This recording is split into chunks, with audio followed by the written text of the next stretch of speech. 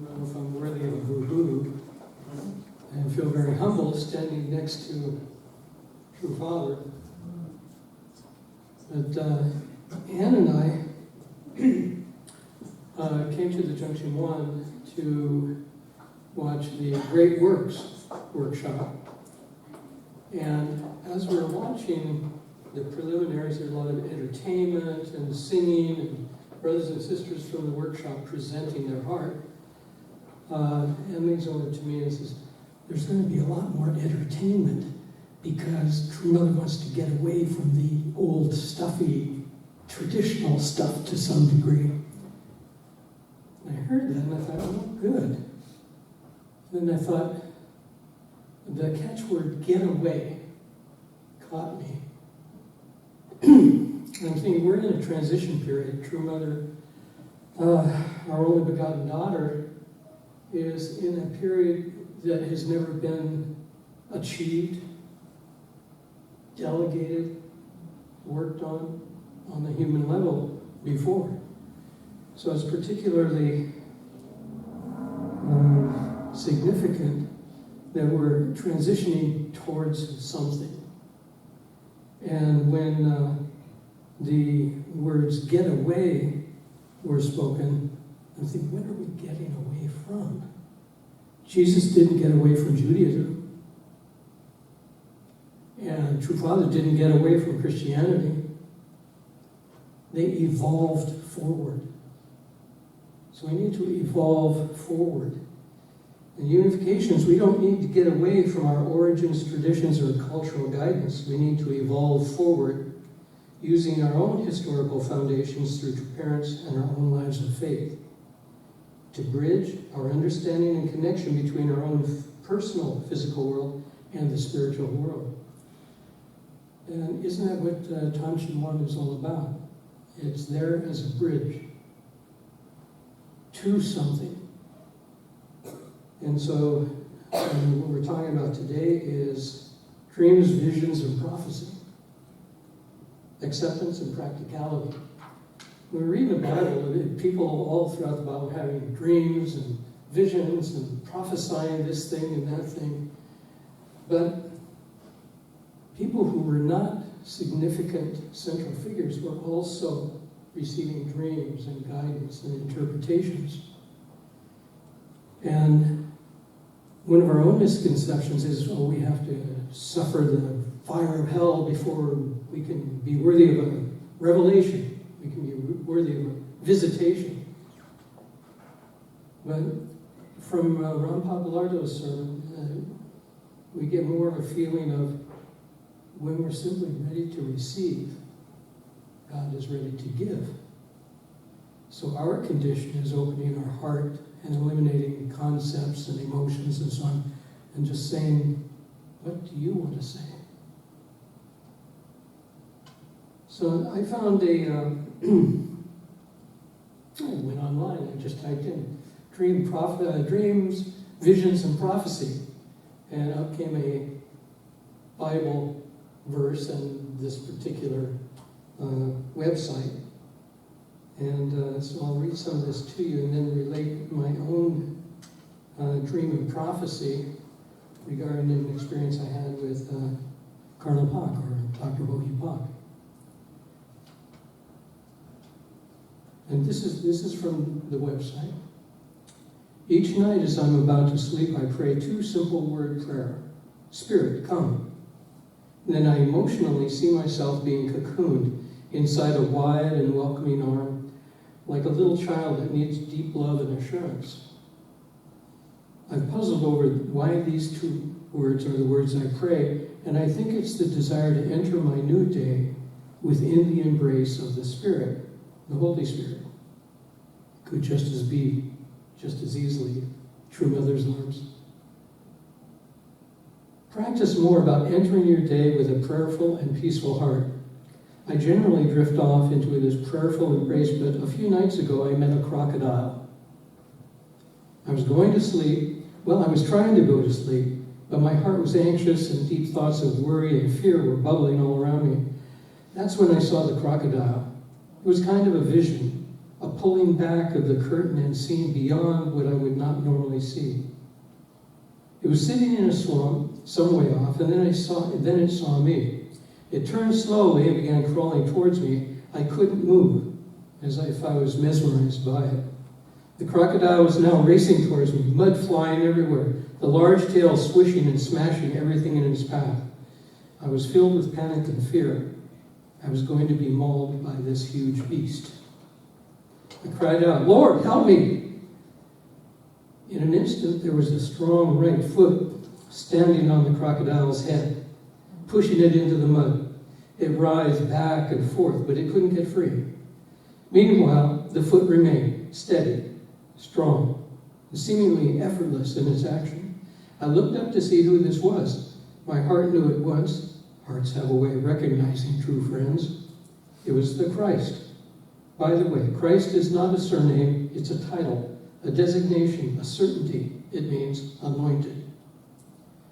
This was the Christ I think John saw when he wrote his Revelation. I looked again at the crocodile and was still writhing and wrestling, but the foot just kept it there, steady, strong, firm, waiting. He was not going to allow anything to attack me. All I had to do was cry out to him. I felt secure that I was known and held, and nothing could consume me. This was the Christ of now. So it breaks away from the story a little bit and goes into some little explanation. Dreams, vision, and revelations. I think it's important to take notice of your dreams, visions, and revelations. Those moments where the curtain is pulled back and we get a glimpse into something beyond the here and now. I've not had many experiences this vivid as the crocodile and the Christ, but I've had enough to know that they should be taken notice of, to hold them and listen to the emotional message they carry. As I reflected on the vision, there were emotional components that needed to be taken in deeply. The Bible is full of dreams, visions, and revelations. It seems to be a method God uses to cut through the clutter of our rational thinking. One of my favorites is the eye-opening experience of Gehazi, the servant of Elisha. This is 2 Kings 6:15 and 17. Early in the morning, a servant of the holy man got up and went out. Surprised, horses and chariots surrounded the city. The young man explained, "Oh, master, what should we do?" He said, "Don't worry about it. There are more on our side than on their side." Then Elisha prayed, "Oh God, open his eyes and let him see." The eyes of the young man were opened, and he saw a wonder. The whole mountainside full of horses and chariots of fire surrounding Elisha.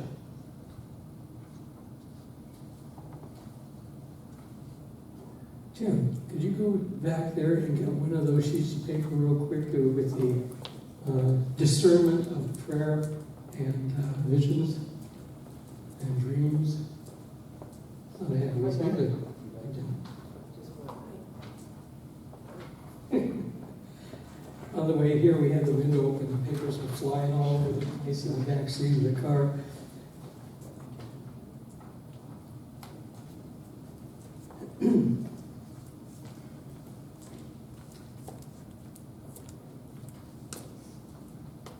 What questions does the story seem to be asking you? This is a section where it's an analysis of what do we do with the dreams we have? What's the practicality? How do we understand? What does it mean? And this is not an answer to that. It's a tool by which perhaps you can find some answers. What do we do with them and take ownership and dominion of them? Title. Always give it a title, like the previous word you could call it the crocodile, right? It's a short story or movie, and it deserves the title. The act of choosing a title offers insight into the meaning of your dream. Theme. What is it principally about? This is a short phrase that describes the topic. If it was a movie, it would be a thriller, a comedy, a romance. Ask God to help you identify the overall theme. The effect? What was the emotional effect expressed in it? What were the feelings felt by the principal character in the story or movie? Were there certain emotions expressed by others? What feelings did you experience when you awoke? Describe the emotional tone or impact of the dream. The act of formulating these questions will give you an interpretation. Be like Mary, who treasured up all her discoveries about the Christ in her heart. In that pondering and treasuring, our hearts and minds change, become more open to seeing the new revelations of the Christ in our everyday life. So my experience was, I think it was during the development of Yankee Stadium. Dr. Pock was busy going back and forth every morning over to East Garden, driving over there and back and around whatever he needed. And he said, I think it was on a Thursday, he said, I'm going down to visit my family. I'm going down to Washington, D.C. I said, am I driving you? Because I often did that too. 5 hours and 15 minutes. And that was my general speed. And he said, no, take a couple of days, do what you need to do. And so I took him to the shuttle, and he took off, and went back to Belvedere, and started detailing the car, taking care of the car. I thought, this is a good chance to check if I need any maintenance. So that Thursday night, I had a dream in which I was driving, and suddenly the car just started to veer off the road, and there was nothing the wheel was doing. It was completely loose and free. And I'm thinking, this is not going to be good. So as I'm cascading off the road, the dream finishes. Friday, I get the second dream. Driving down the road. Now, this is a little different road, but it has a curve. And I start doing the curve, and the steering just locks. So I've got half of the curve, but I'm not going to make the whole curve. So off I go, flying into the air again. The dream ends. That was Friday night. Saturday night, same dream. Again, I'm in the car, and it was a loose wheel again. I thought, 3 days in a row, I got to do something. So I asked one of the brothers at East Garden, says, who services Father's vehicles? Oh, we have a man in Irvington, or no, in Terrytown, and he's excellent. And I believe his name is Carlos, and I don't remember exactly where he was from, Dominican Republic, Cuba, Argentina, somewhere. And so I said, I need an immediate attention to Dr. Pock's car. I said, okay, we'll get you right there. When can you arrive? He says, first thing in the morning, as soon as he's there, I'll be there. So I set up an appointment, and I just told him, says, I have these dreams of steering malfunction. Check everything concerned with the steering. So he went to work, and about 4 or 5 o'clock that afternoon, I get a beep to call him. I call him. He says, I can't believe what I found. He says, I've never seen anything like this. The steering gear, it's not the steering gears, but it's like a master cylinder that covers both the brakes and drives all the pressure to the brake drums and so on, is a cast item. All right? They make a sand mold, drop the metal, sand, shape, and so on. And sometimes when they're making that mold, little bits of sand will fall into the liquid metal. And sometimes there might be dense enough to kind of drift into the hollow portions of the cylinder. So he said, I found a pinhole in your cylinder, and when I examined it more and I was banging on it, sand actually fell out. He says, if that sand had been shaken loose while you were driving, only one of two things could have happened. a complete lock-up or a complete loose wheel. Like, whoa, fix it. So he did, and Dr. Pa came back and continued on with the mission, getting ready for Yankee Stadium. But I've had multiple dreams, not that specific or that urgent, and perhaps you have too. But it's important to pay attention. And so if Heavenly Father is trying to reach us, often He uses the instrument of sleep because it gets rid of all the ground clutter, so to speak.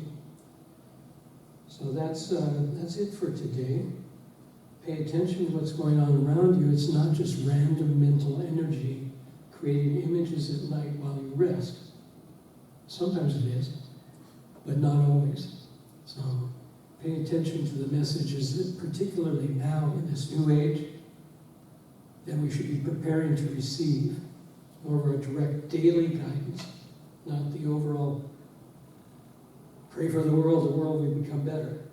How can I get better? How can I become more effective in the world?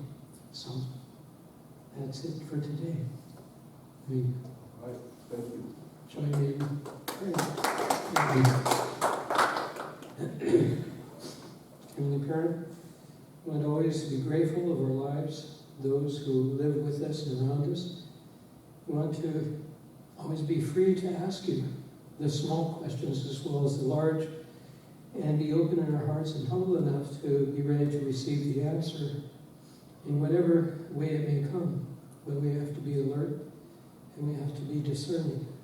So we want to offer ourselves to you today to receive from each other whatever resonates with our growth and development, and just share the love that we have from you, from our beloved true parents of heaven, earth, and mankind.